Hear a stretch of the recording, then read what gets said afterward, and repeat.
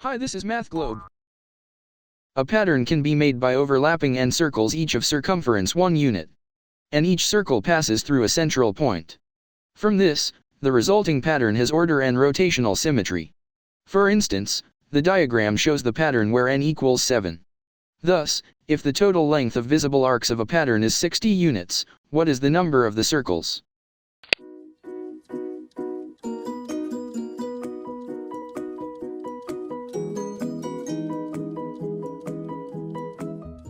Let the solution come.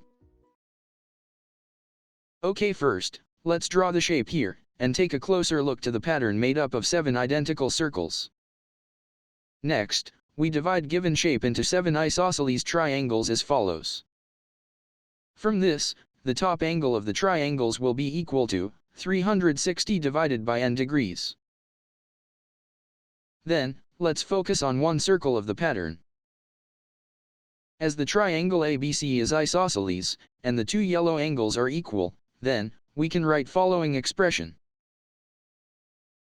Next, according to the central angle theorem, the measure of the blue angle will be twice the measure of the yellow angle. Likewise, black angle equals to 360 degrees, minus blue angle. Thus, measure of the black angle can be calculated as follows.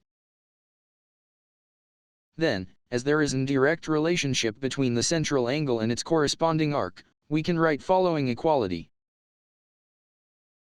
Next, after a set of simplifications and reductions made on the equality, the total length of visible arcs of a pattern, which is 60 units, will be equal to n over 2 plus 1.